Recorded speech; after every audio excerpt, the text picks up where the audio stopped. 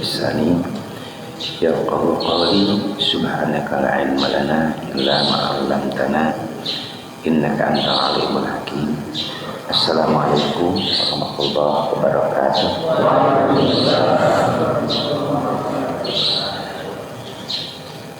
Innal hamdalillah shalatu wassalamu ala rasulillah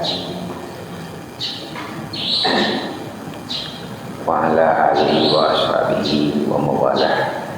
Asyhadu an la ilaha illallah wahdahu la syarika lah wa asyhadu anna Muhammadan abduhu wa rasuluhu alladzi la nabiyya ba'dah. Fa ya ibadallah usikum wa nafsi bi taqwallah faqad fazal muttaqun. Qala ta'ala a'udzu billahi minasyaitonir rajim ya ayyuhalladzina amanu taqullaha haqqa tuqatih wa la tamutunna illa wa antum muslimun. Bapak dan Ibu yang saya hormati, para sesepuh, para guru, para ustadz, asatidzah yang kebetulan serta jamaah sekalian yang kebetulan pada pagi hari ini kita berkumpul bersama bersilaturahmi, ta'lim, mencari ilmu karena Allah. Kita niatkan terlebih dahulu kita ingin mencari ilmu karena Allah. Bismillahirrahmanirrahim. Semoga ilmu yang kita pelajari ini ilmu yang lebih mendekatkan diri kita kepada Allah. Karena ada orang dengan ilmu tapi malah tambah jauh daripada Allah. Bukan tambah dekat kepada Allah, tapi tambah jauh daripada Allah. Man izdada ilman walam yazdad hudan lam yazdud illa bu'dah. Ada orang, siapa orang yang bertambah ilmu tapi tidak tambah dekat kepada Allah, bukan tambah dekat kepada Allah tapi malah tambah jauh daripada Allah. Jadi dengan ilmu bisa lebih dekat kepada Allah, tapi dengan ilmu tidak sedikit orang malah tambah jauh daripada Allah Subhanahu wa ta'ala.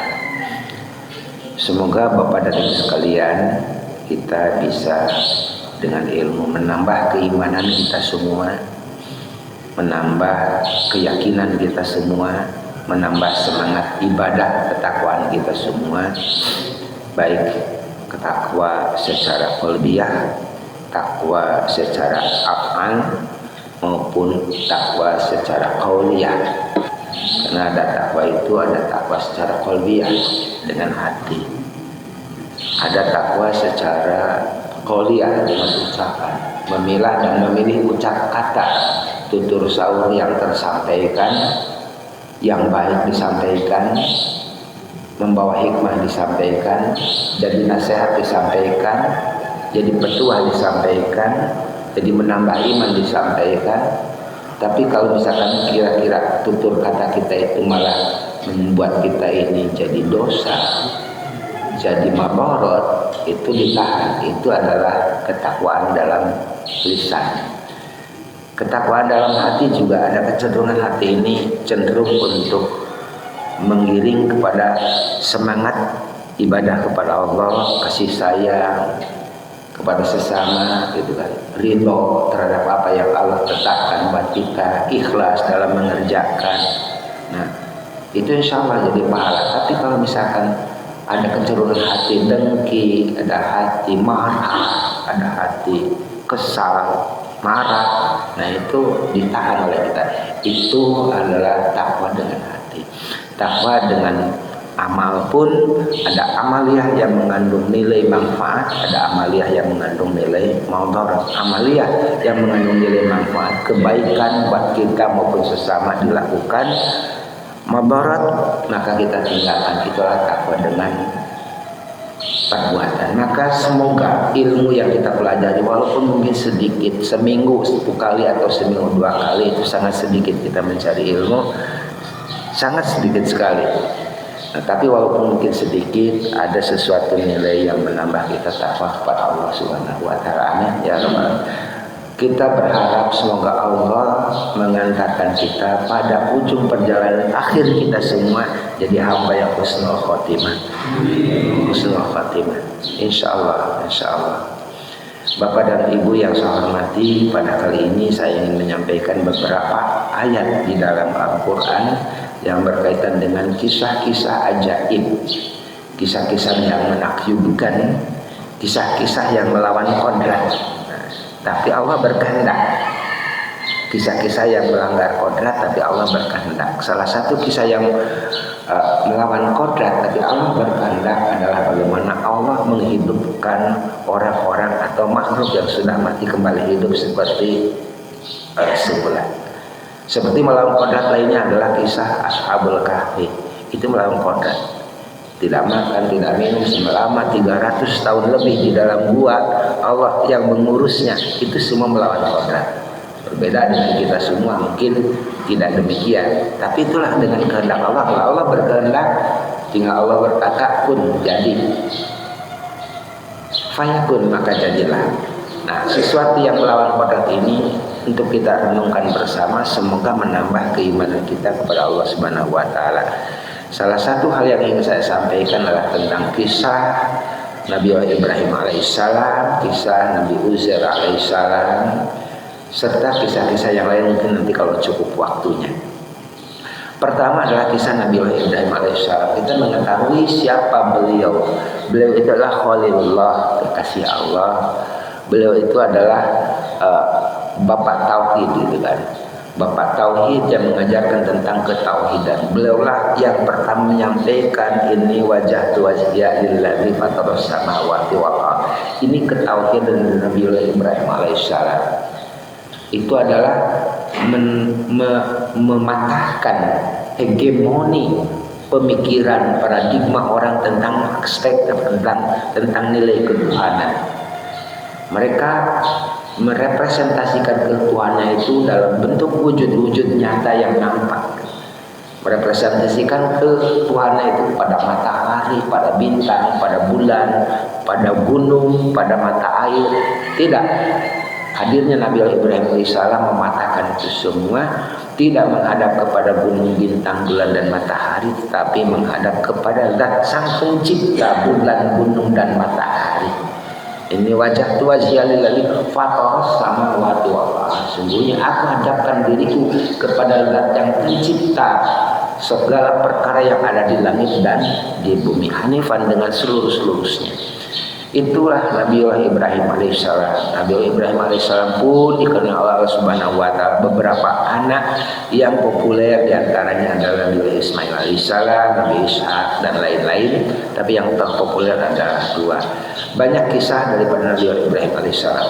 Nah, ini adalah sebuah petikan di dalam Al-Quran berkait dengan Nabi Ibrahim alaihissalam, di mana apa yang beliau alami itu adalah melawan kodrat daripada umumnya seperti apa yang terjadi selama ini. Dalam surat Al-Baqarah ayat 260 Allah berfirman, A'udzubillahi minasyaitonir rajim. Wa idh qala Ibrahim rabbi arini kaifa tuhyil mauta. Qala awalam tu'min. Qala bala walakin yatma'inna qalbi.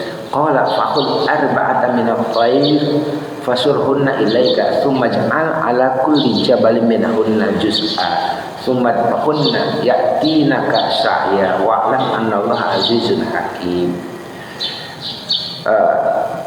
Kisah ini dimulai dengan sebuah cerita bahwa suatu kali Nabi Ibrahim alaihissalam itu berjalan di pantai. Berjalan di pantai itu beliau menemukan sebuah bangkai. Menurut satu riwayat bangkai itu adalah namanya bangkai himar, keledai, gitu kan. Nah, bangkai himar itu sedang dipatuki oleh burung-burung yang terbang di atasnya. Lantas hinggap di atas bangkai, patuk-patuk itu bangkai oleh burung tersebut lantas pergi. Juga datang binatang darat, gitu ya, datang menghampiri kepada bangkai itu. Dimakanlah bagian-bagian daripada tubuh bangkai himar itu oleh binatang darat. Dan pada saat mana air pasang, maka yang datang adalah binatang-binatang laut. Binatang lautlah itulah yang menyerbu kepada bangkai itu dijadikan konsumsi makanan yang terus dimakan. Dalam pikir beliau, bagaimana Allah menghidupkan kembali hal-hal yang sudah mati? Bukankah daging-daging daripada bangkai ini sudah ada pada tembolok-tembolok burung? Bukankah bangkai daripada binatang ini sudah ada di perut-perut daripada binatang darat? Bukankah bangkai daripada binatang ini sudah ada di perut-perut ikan di lautan? Bagaimana Allah akan menghidupkan kembali sesuatu yang sudah tercecer jauh kemana-mana? Ada yang jatuh di udara jadilah angin, ada yang jatuh di darat jadilah tanah, adalah jatuh di air jadilah air. Bagaimana Allah akan menghimpun kembali sesuatu yang sudah tercecer jauh gitu kemana-mana, tidak jelas ada di mana. Itu serpihan-serpihan daripada daging bangkai tersebut menjadi konsumsi makanan daripada binatang-binatang yang ada di sekitarnya, baik darat, laut maupun udara. Itulah sebuah pertanyaan dalam batin beliau. Berkata, wa'il, dan ingatlah qala Ibrahim, Robbi arini kaifa tuhyil mauta. Tuhanku, bagaimana kau menghidupkan yang sudah mati. Dan kita tahu bahwa salah satu bagian dari perjalanan kita ini, bapak-bapak sekalian, nanti kita akan mengalami sebuah episode kehidupan kita di mana kita akan dihimpunkan kembali. Bukankah manusia pun demikianlah kenyataannya sebagaimana binatang tadi? Ada manusia yang dikubur pada suatu tempat yang berkumpul di situ daging, tulang, darah dan segala macam. Tapi juga ada manusia yang di akhir hidupnya itu kuburannya tidak jelas. Ada yang di laut, ada yang di mana, ada yang di mana, ada yang dimakan binatang dan lain sebagainya. Nah, bagaimana Allah nanti menghidupkan kembali? Dan nanti ada episode di mana kita akan hidup kembali. Hidup kembali di mana kita itu akan utuh seperti sedia kala. Nah, di situ disebut dengan hari ba'ats. Hari dibangkitkan kembali, kita utuh di situ. Kita akan berbondong-bondong di padang mahsyar yang sangat luas sekali. Mahsyar itu adalah tempat berkumpul yang sangat jumlahnya itu banyak sekali. Dan itu dihimpunkan oleh Allah Subhanahu wa Ta'ala dalam keadaan hidup kita ini. Ada orang yang dimuliakan di situ, ada orang yang dihinakan di situ, ada orang yang bahagia di situ, ada orang yang celaka di situ, ada golongan muflihun, mereka yang memperoleh kemenangan, faizun, golongan yang memperoleh kemenangan, muflihun, mereka golongan orang yang bahagia, tapi juga ada golongan hukmul khosirin, mereka yang rugi, yang terhina, yang terpinggirkan. Terhina mereka, malu mereka, terpinggirkan mereka, terusir mereka. Nah, kita ada di golongan yang mana? Apakah humul khasirun? Nauzubillah min dzalik, rugi kita. Apakah humul muflihun? Menang kita, mudah-mudahan. Nah, ada episode itu. Nah, dalam pikiran beliau Nabi Ibrahim alaihissalam, bukankah manusia itu tidak semuanya mati dalam satu tempat, dikubur pada satu tempat yang ada? Nah, ini kenyataan yang ada. Memberikan kepada beliau sebuah pemikiran tentang bagaimana Allah menghidupkan kembali yang sudah mati. Maka Nabi Ibrahim bertanya kepada Allah. Bertanya Ibrahim. Ibrahim, Robbi arini kaifa tuhyil mauta. Tuhanku, bagaimana kau menghidupkan kembali hal yang sudah mati. Allah berfirman, awalam tu'min. Nah, kenapa kamu bertanya demikian? Apakah kamu tidak beriman?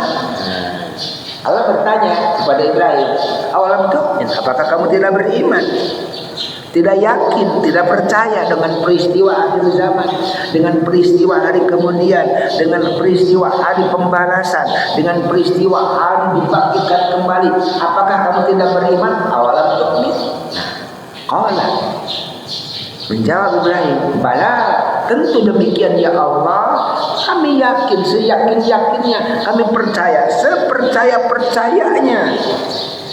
Walakin liyatma'inna qalbi, adapun hal demikian aku mohon kepadamu bagaimana tentang menghidupkan kembali yang sudah mati, agar memberikan kenyamanan, ketenangan pada hatiku.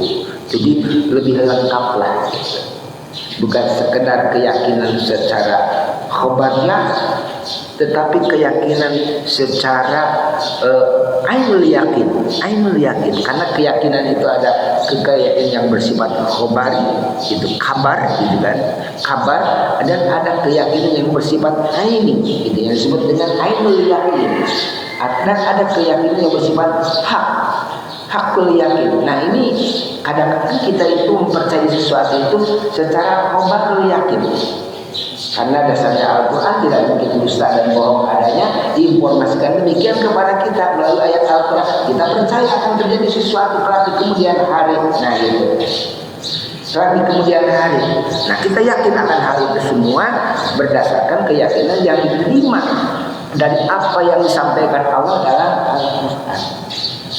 Nah, kalau bahasa sekarang sifatnya itu ada sebuah pengalaman empirik lah ya. Empirik itulah yang lebih meyakinkan tentang sebuah keyakinan begitu ya. Walakin yatma'inna qalbi. Hal demikian aku tanyakan agar lebih memberikan ketenangan kepada hatiku. Qala, Allah berfirman, "Fakhudh arba'atan minat thair." Maka ambillah olehmu 4 ekor daripada burung, 4 ekor daripada burung. Fasurhunna ilaika, lantas keempat ekor burung tersebut kamu campurkan.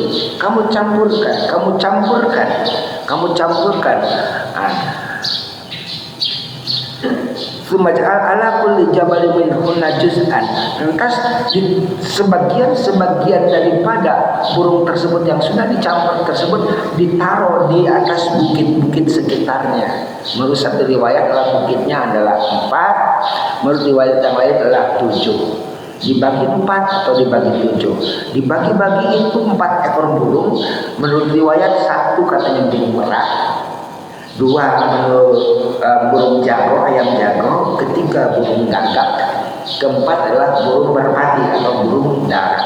Itu oleh Nabi Ibrahim alaihissalam itu diperhatikan satu persatu wujud daripada 4 ekor burung itu. Nah, 4 burung itu memiliki kekhasan sendiri-sendiri. Bagaimana itu burung merah, bagaimana itu burung gagak, bagaimana itu burung jago, dan bagaimana itu burung darah. Memiliki kekhasan masing-masing.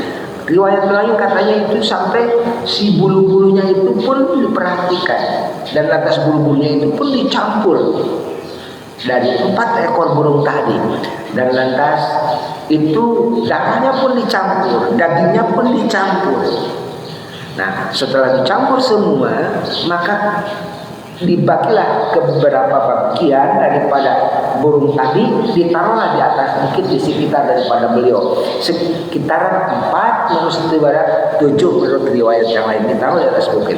Nah, selanjutnya di situ Allah Subhanahu wa taala menyeru, memberitakan kepada Ibrahim alaihissalam, summa ud'uhunna. Lantas kamu panggil yatina kasaya, maka mereka akan datang tergesa-gesa kepada kamu sekalian. Wa'lam annallaha azizun hakim, dan ketahuilah sesungguhnya Allah itu maha gagah lagi maha bijaksana. Jadi dikatakan bahwa burung-burung tersebut ditaruh di 4 bukit tadi. Setelah ditaruh di 4 bukit tadi, lantas dipanggil oleh Nabi Ibrahim sesuai dengan perintah Allah. Dipanggillah, maka berdatanganlah bagian-bagian daripada burung tadi memenuhi panggilan Nabi Ibrahim alaihissalam. Dan yang menarik, mereka itu berkumpul satu sama lain. Daging dan darah daripada burung merah berkumpul satu sama lain. Daging dan darah burung jago, daging dan darah daripada burung gagak, maupun daging dan darah daripada burung darah itu berkumpul satu sama lain. Dan mereka itu berpisah manakala mereka bercampur memisahkan diri satu sama lain. Sehingga jadilah mereka itu wujud daripada burung masing-masing. Dan yang menarik, 4 burung tadi mencari kepalanya yang dipegang oleh Nabi Ibrahim alaihissalam. Dan saat mana burung tadi bertemu dengan kepalanya miliknya, maka nyambunglah hidup kembali itu. Dan bila mana itu bertemu dengan kepala yang bukan miliknya, itu tidak mau nyambung kembali, dan keempat-empatnya kembali hidup seperti semula. Inilah peristiwa di dalam Al-Quran yang Allah sampaikan di dalam surat Al-Baqarah 260 berkait dengan sesuatu yang dipandang melawan kodrat, tetapi Allah berkehendak untuk menciptakan itu semua dalam sebuah kejadian untuk lebih meyakinkan kepada kita semua bahwa hal demikian pun bisa terjadi kepada kita semua. Peristiwa-peristiwa yang tentu di luar daripada nalar tentang sebuah pertanyaan bagaimana nanti Allah akan menghidupkan kembali manusia-manusia yang sudah mati. Bukankah mereka itu mati dengan cara yang macam-macam? Ada di laut, ada di udara, ada yang bercecer, ada yang wajar. Itu kematian. Ada yang terbakar hangus oleh api. Bagaimana itu darah dan daging berubah menjadi api. Tapi Allah berkehendak, Allah berkuasa untuk menghidupkan kembali makhluk-makhluknya yang sudah mati, termasuk kita semua. Ini adalah kisah yang pertama dengan peristiwa yang dialami oleh Nabi Ibrahim alaihissalam tentang peristiwa keempat ekor burung tadi. Bagaimana Allah menggambarkan kepada Nabi Ibrahim alaihissalam dan langsung dihadapkan daripada beliau sendiri tentang peristiwa yang sangat menakjubkan tersebut. Apakah masih ada sebuah keraguan pada diri kita tentang kuasa Allah untuk menghidupkan kembali kita nanti, saatnya nanti di yaumul mahsyar, hari ba'ats, di mana kita akan dihidupkan dan dibangkitkan kembali? Digambarkan katanya bagaikan jamur yang tumbuh-tumbuh di musim hujan, begitu kan? Nah, itu jamur bahasa Sunda cacing pelentung gitu, pelentung. Oh mana gitu. Oh kamu gitu ya. Jadi sesuatu hal yang ajaib menurut kodrat. Jadi di luar kodrat. Tapi kalau berkehendak tidak ada sesuatu yang tidak bisa terjadi. Sebagaimana Allah berkehendak, bagaimana Allah ciptakan Adam, bagaimana Allah memberikan hidup daripada hidup Ashabul Kahfi selama 300 tahun, bagaimana Allah menjadikan Isa putra Maryam tanpa bapa dengan kuasanya Allah Subhanahu wa taala. Jadi apakah masih ada pertanyaan tentang keraguan kita kepada Allah Subhanahu wa taala atau tidak? Sedangkan kisah yang disampaikan di dalam Al-Qur'an itu kita wajib mengimaninya. Untuk tidak ada kesempatan berpikir dalam benak kita semua menyangkal karena tidak sesuai dengan kodrat, katanya gitu. Banyak kejadian-kejadian yang tidak sesuai dengan kodrat yang ada di alam sekitar kita semua maupun yang teralami oleh kita sendiri. Kisah yang kedua, Bapak Ibu sekalian, yaitu tentang kisah Nabi Uzair alaihissalam. Nabi Uzair alaihissalam itu adalah salah seorang nabi di luar daripada 25 rasul, nabi dan rasul yang wajib diketahui oleh kita semua. Itulah Nabi Uzair alaihissalam. Dalam Al-Quran tidak disebutkan nama Nabi Uzair, tapi Nabi Uzair disebutkan di dalam sebuah hadis Rasulullah Sallallahu Alaihi Wasallam berkaitan dengan peristiwa yang terjadi pada Nabi Uzair tersebut. Ini diterangkan pada surat Al-Baqarah ayat 259. Dikisahkan Nabi Uzair alaihissalam pulang daripada sebuah perjalanan yang cukup jauh. Untuk pulang ke rumah. Dalam perjalanan pulang beliau sampailah kepada sebuah kampung yang sudah mati, kota mati, kota yang sudah berantakan, mati sama sekali, tidak ada kehidupan di sana. Itu Nabi Uzair alaihissalam. Dia berjalan naik keledainya. Nah, saat mana beliau istirahat di dalam sebuah bangunan, beliau menemukan bangunan yang sudah runtuh, sudah tertutup atapnya itu dengan benteng yang sudah runtuh. Beliau istirahat di sana. Dalam kesempatan itu beliau berpikir bagaimana Allah menghidupkan kembali desa yang sudah mati, kampung yang sudah mati, kehidupan yang sudah mati. Dalam pikiran beliau adalah seperti itu. Maka Nabi Uzair alaihissalam Allah matikan seketika pada waktu itu Allah matikan seketika. Berikut juga dengan keledai yang dia bawa itu meninggal, mati seketika. Dan saat mata beliau dihidupkan kembali oleh Allah Subhanahu wa taala. Allah bertanya melalui malaikatnya, berapa lamakah kamu tertidur di sini? Dijawab oleh Uzair, saya tertidur di sini kurang lebih sekitar 100 satu hari atau setengah hari. Tidak, kata malaikat, kamu tidur di sini selama 100 tahun. 100 tahun. Tapi itu saya lihat ada buah-buahan di situ yang saya bawa, ada air minum di situ yang saya bawa. Kenapa dia masih segar? Jadi Uzair berpikir, kenapa dia katakan 1 hari atau setengah hari? Karena melihat minuman ada di situ, buah-buahan juga masih segar di situ. Tapi malaikat katakan kamu tidurkan dimatikan selama 100 tahun. Dimatikan selama 100, bukan lagi tidur tapi mati. Yang namanya mati pasti sudah jadi tulang belulang, gitu kan? Sudah jadi tulang belulang 100 tahun. Perhatikanlah olehmu dengan keledai yang kau bawa. Maka Allah himpunkan itu tulang-tulang yang sudah bercecer di mana-mana. Allah himpunkan semua tulang dan lantas dibungkuskan oleh Allah Subhanahu wa taala dengan daging. Dan seketika itu keledai yang sudah tercecer tadi berupa bangkai, berupa tulang belulang hidup kembali seperti sedia kala. Sesungguhnya kamu sini adalah dimatikan oleh Allah Subhanahu wa taala selama 100 tahun. Lantas beliau pulang ke rumah. Di perjalanan tidak ada satupun yang mengenal kepada beliau. Maklum kan sudah 100 tahun. Di perjalanan juga sudah berubah tentang situasi dan kondisi. Sampailah beliau kepada rumahnya. Di situ dia bertemu dengan seorang wanita yang sudah berusaha usia sekitar 120 tahun. 120 tahun. Wanita itu dalam kondisi sudah buta. Beliau bertanya, wahai nenek tua, nenek sepuh, apakah ini yang nama ini betul rumahnya Uzair? Benar, ini rumahnya Uzair. Sudah tidak ada lagi orang yang mengatakan Uzair. Sudah tidak lagi ada orang yang mengenal dengan Uzair. Saya menunggu di sini, menunggu kedatangan Uzair, kata wanita tua tadi. Sudah berapa lama? Sudah 100 tahun lamanya. Pada waktu beliau pergi, wanita tersebut kurang lebih usia sekitar 20 tahun. Dan Uzair dalam kondisi 40 tahun. Beliau dalam kondisi sekitar 40 tahun. Dan wanita yang 120 tahun itu sudah dalam kondisi tidak melihat.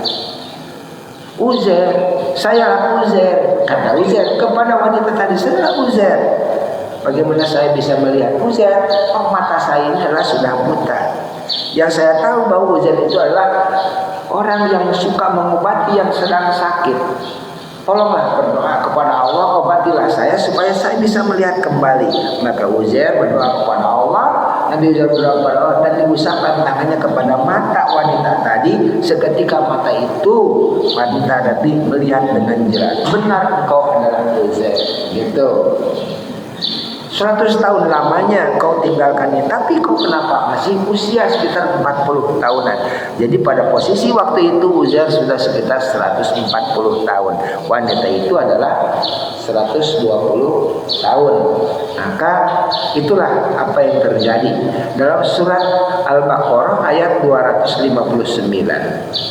Al-kalladzi marra ala qaryatin, atau ingatlah kamu tentang seorang pemuda yang berjalan melewati sebuah perkampungan, wa hiya khawiyatun ala urushiha, dan kampung tersebut juga berada dalam kondisi yang sangat mati. Qala, bertanya Uzair, berkata Uzair, anna yuhyi hadhihi lahu ba'da mautiha, bagaimana Allah akan menghidupkan kembali kampung yang sudah mati.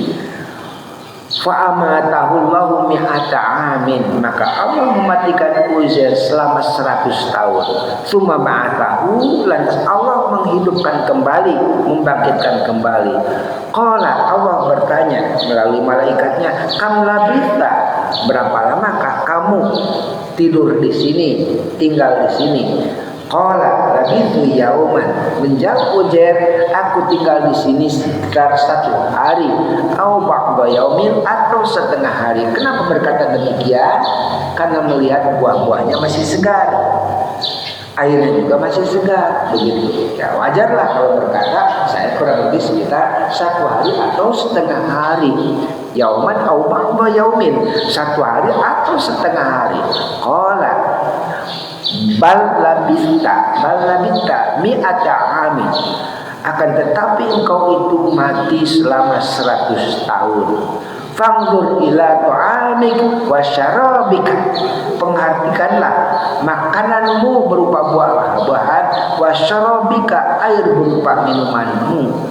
Lam yatasannah, sama sekali tidak berubah. Jadi Allah berpuasa menjadikan buah itu tidak berubah. Nah, itulah maka anggapan itu 1 hari atau setengah hari. Wangdur ilahi malik. Tapi perhatikanlah bagaimana dengan himarmu, bagaimana dengan keledaimu. Walinaj alaka ayatal linnasi. Hal demikian aku jadikan peristiwa ini kepada kamu agar menjadi pedoman bagi umat manusia, agar menjadi pelajaran bagi umat manusia.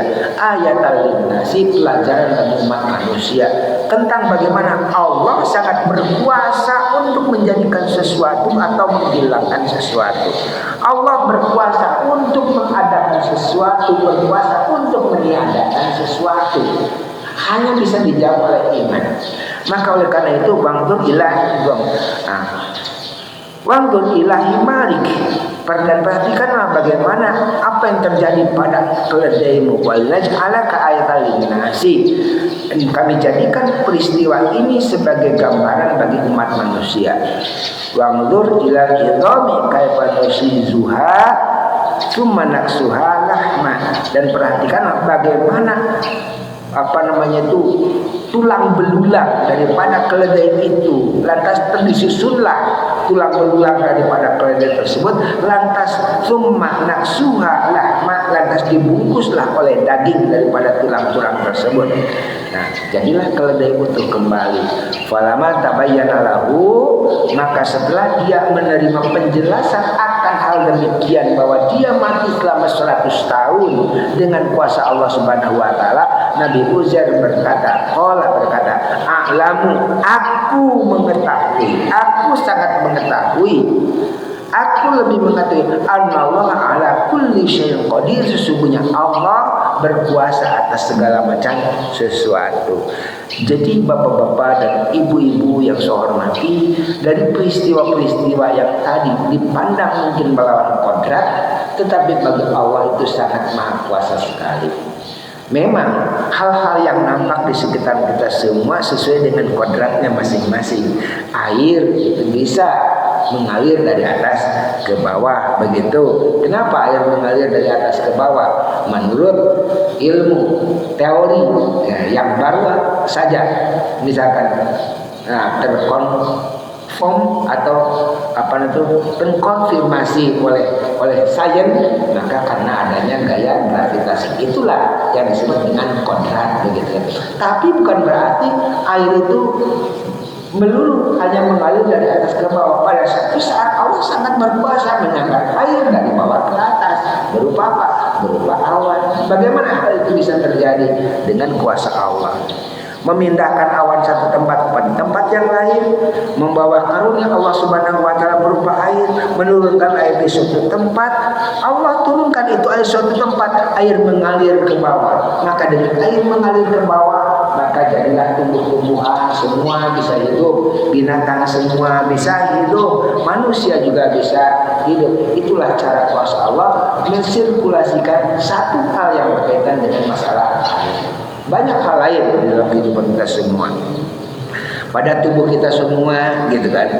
Dari mulai hal-hal yang ada pada diri kita, mata dengan kemampuan melihat dan berkedipnya, di luar kuasa kita semua terjadi karena kuasa Allah. Hidung dengan kemampuan menciumnya, ribuan aroma tercium dengan lubang hidung yang panjangnya 2 cm dari luar biasa. Telinga dengan kemampuan mendengarnya, membedakan suara si A, si B dan segala macamnya. Lidah dengan kemampuan mengecipnya, gitu kan. Tahu ini asin, tahu ini manis, sehingga ini asin, ini manis dengan cicipan daripada lidah. Allah tidak titipkan pada ujung jari rasa itu.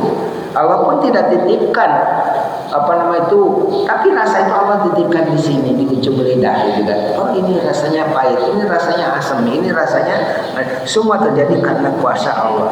Padahal organ tubuh sama pada tubuh kita semua, bagian pada tangan, bagian pada muka, bagian pada lidah, tapi pada lidah ada spesifikasi tersendiri.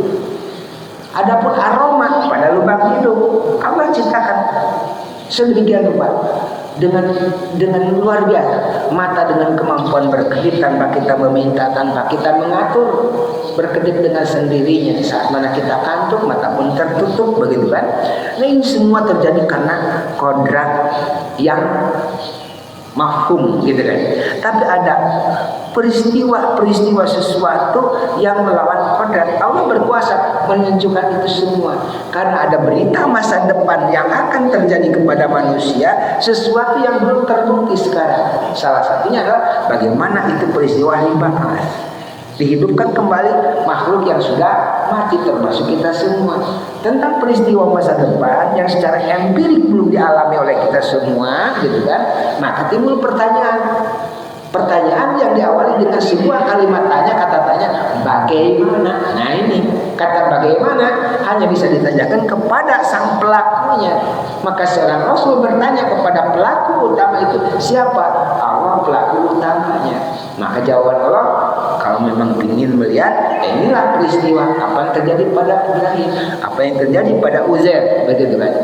Dan banyak hal lain dalam Al-Quran yang menunjukkan peristiwa-peristiwa yang Allah ingin menunjukkan kuasanya tentang sesuatu yang terjadi, tentang berita masa depan yang mungkin terjadi kepada kita semua.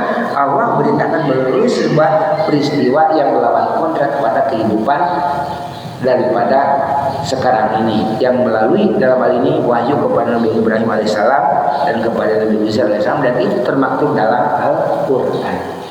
Tugas kita hanya yakin saja dengan apa yang Allah beritakan di dalam Al-Quran, karena pintu keyakinan tersebut hanya bisa kita terima melalui sebuah keyakinan sepenuh hati kepada Allah Subhanahu wa Ta'ala. Jadi hal demikian hanya bisa diterima oleh iman. Allah, demikianlah. Sebetulnya masih banyak kisah yang lain seperti kaum yang mati yang jumlahnya ribuan oleh sebuah menghindari wabah penyakit di dalam surat Al-Baqarah 243. Ada juga salah seorang umat Nabi Musa yang terbunuh, begitu kan. Kisah seperti yang terbunuh itu adalah kisah di dalam surat Al-Baqarah, kan? Bagaimana dalam surat Al-Baqarah itu, wa id qataltum nafsan fa'dartum fiha, dan ingatlah ketika kamu membunuh seorang manusia, lalu kamu saling menuduh tentang siapa yang membunuh itu. Wallahu mukhrijum ma kuntum taktumun, dan Allah ingin menunjukkan, membuka aib siapa yang membunuh tersebut dari apa yang mereka sembunyikan. Faqulna ribuhu bi ba'dihha, maka pukulkanlah sebagian daripada bagian tubuh sapi tersebut kepada mayat itu. Kadzalika yuhyillahul mauta, demikianlah yuhyillahul mauta, demikianlah Allah menghidupkan yang sudah mati. Wa yurikum ayatihi, agar menjadikan kepada kamu sekalian melihat tentang ayat-ayat itu, la'allakum taqilun, agar kamu sekalian berakal. Jadi dalam peristiwa Al-Baqarah itu adalah ada seorang Bani Israel, Bapak Ibu sekalian, yang meninggal di suatu kampung. Kampung itu ada di perbatasan dua kampung. Tempat itu ada di perbatasan dua kampung, kampung A dan kampung B. Dia meninggal di situ. Kata kampung apa? Dia orang kampung A.